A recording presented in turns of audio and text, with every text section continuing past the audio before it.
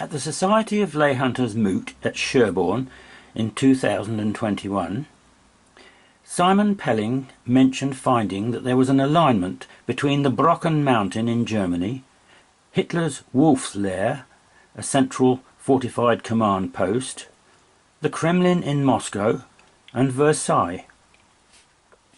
The Brocken has always played a role in legends and has been connected with black magic and devils.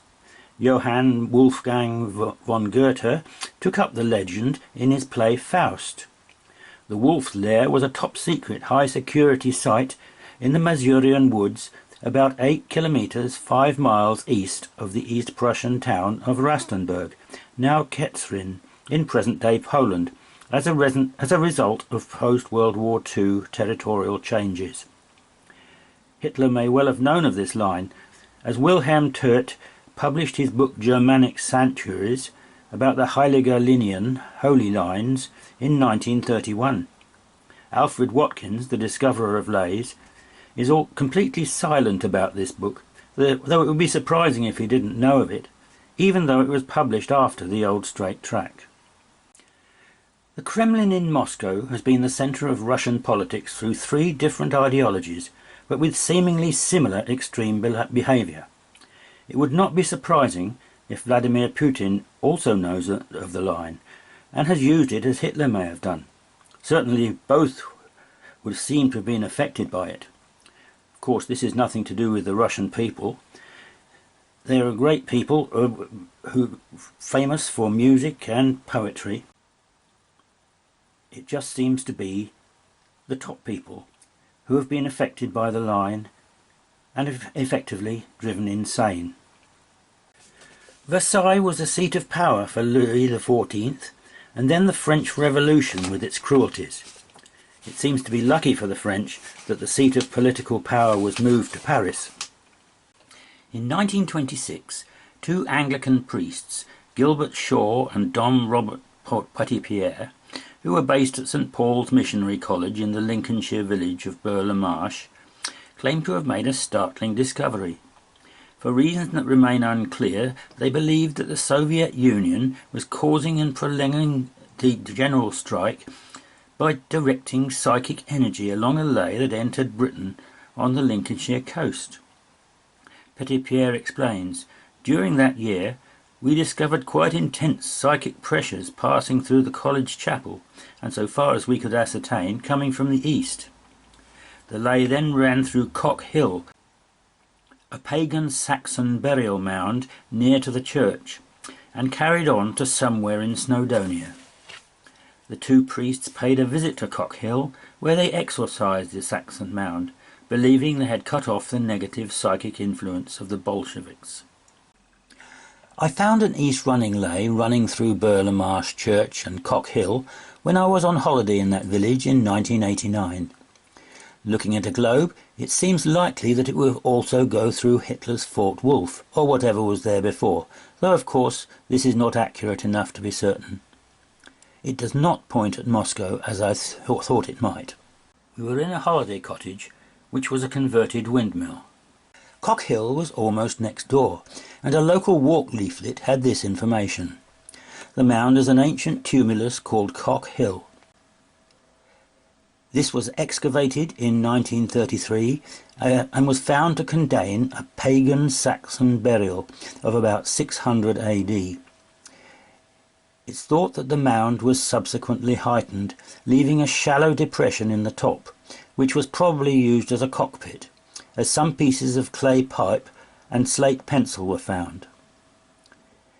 The line goes through the church and Cock Hill, and probably through the chapel in St Paul's Missionary College, where the priests felt the negative influence. This is not certain, as the college was closed in 1936 and the building demolished in 1969, so its site is not certain. But there is a website about its history, and a photograph of the building also shows the converted windmill where we stayed. This may be the approximate position of the college, as the windmill was in the picture of the building. Going westward, the ley runs along a short stretch of coincident road south of the church at Braytoft. If the ley is wide, it could touch the church. I've found this with wide leys before. particularly the E line through Surrey. Then it goes along about a mile of coincident road at great steeping. From here it goes through Bolingbroke Castle and on to a spot marked crossroads at Crossroads Farm near Morby. It runs along about half a mile of coincident road at Ruffton and closely north of the church there, further evidence that this may be a wide ley. Then it goes through a spot marked crossroads at Ruffton Moor and just under a mile of coincident road north of Woodhall Spa. We climbed Cock Hill, but didn't feel anything negative there, so it must be assumed the exorcism was successful. This had not been the case the previous week, though, when we had been staying at Letheringham near Framlingham in Suffolk. It was at a cottage adjoining Letheringham Mill. This mill, dating back to about the 18th century, is the latest in a succession of mills on the site, dating at least to Domesday, probably much further back. In the garden was once a small Saxon church, and remains from the graveyard have been dug up all over the area. It was a very pleasant riverside spot, but we both had a feeling of brooding sadness about it. We didn't discover the existence of the graveyard till quite late in the holiday. The ground seemed quite idyllic, with the River Deben running through it, and there was even a rowing boat which we were allowed to use. I decided one day to row a little way down the river with my son, but as we proceeded further the feeling became worse, eventually becoming such terror we had to turn back. There was nothing visible that could have caused this. This is Letheringham Hall, an ancient moated house. What you see at the moment is mainly Victorian, but there's been a hall on this site since before the dissolution of the monasteries, and it's said that Cardinal Wolsey brought a French queen here for some reason at some time in the past. In the garden of the mill, in Saxon times, stood a small church, although the exact site is not completely known, and the graveyard of the church extended across these lawns and almost up to the mill itself. The house where we were staying was originally the stables of the mill, and it's thought that they date only from about the 18th century.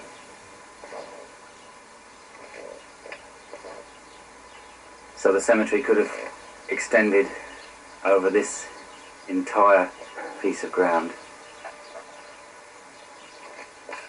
There's been a mill on this site, recorded in Domesday Book,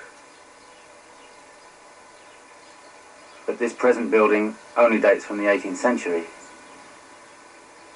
There have been several successive buildings on this same site.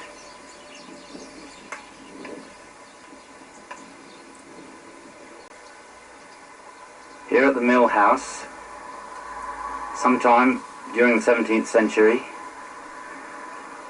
one of the millers and his son were murdered by a journeyman. He was eventually caught and hanged, and hung on a gibbet somewhere where the old public footpath runs, which was the road to Wickham Market.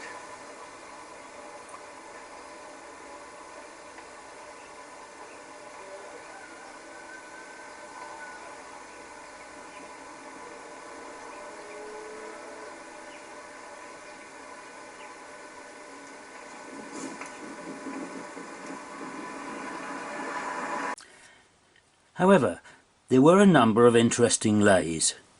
One runs along the straight stretch of the D-shaped moat surrounding Letheringham Hall, where Wolsey once entertained Mary Rose, Henry VIII's sister. It goes across the island formed by the mill's waterworkings to the Abbey and Hoe Church. The Abbey is Letheringham's parish church, once the nave of an Augustinian abbey. There seemed to be a definite rise in the ground at the point marked mound. Another interesting line was of two clumps and a coincident track lining up with Eastern Church, 13th century, but with a Saxon church mentioned in Doomsday almost certainly on the same site. Its octagonal tower is in a commanding position, visible from the road at Hoo. It was approaching the first line on the river that we got the bad feeling. It's unlikely to be the same cause as the one at Burgh le Marsh. It could be because there was a murder here, and the terror imprinted itself on the ley. But the fact that it was felt here and not at Cock Hill means such things can be healed, even the Dark Brocken ley.